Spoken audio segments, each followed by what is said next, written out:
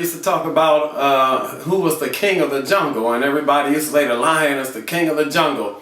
But you know, it turned out, the elephant turned out to be the king of the jungle, and we just simply learned this. You know, the deal is, who writes the book determines who they want to be the king of the jungle. And so, you know, what happened in many black folks' lives, they are raised up and you get the missalettes in Sunday school, and you get the pamphlets and little coloring books of all the different Caucasoid features of biblical characters. And so you grow up with these images in your mind that you know, they were all white, and then you got the whichever painting it is of that Lord's Supper, and they're all Caucasian. And we know even on that one there was one, Simon was a Canaanite. It's like at least it could have been one black person at the table. But check this out, you gotta understand something. Look, first of all, there was Rahab, the Canaanite whore. Canaanite, these are descendants of Ham, straight up descendants of Ham.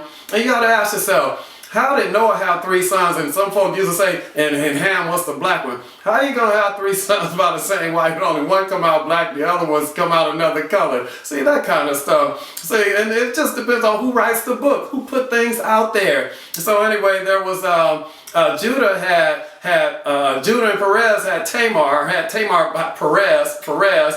And these were Canaanites. These were black people, y'all. And then the children of Israel went into Egypt, and those children of Israel, they didn't recognize Joseph. How come they couldn't recognize Joseph amongst all these Egyptians? And he was a Hebrew. You see where I'm going here? Then in Exodus chapter 2, Jethro had daughters, and those daughters had told a gentleman in Exodus chapter 2 that an Egyptian had delivered us. And she was talking about Moses, and Jethro's daughters were telling their father about Moses. So how they mistook Moses being a Hebrew for an Egyptian? Why? Because he looked like an Egyptian. He was a black man.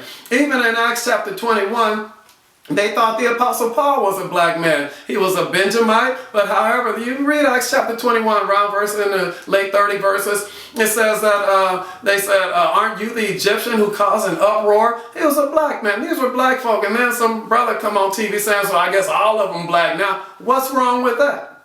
What's wrong with all the characters in the canon being black? What's wrong with that?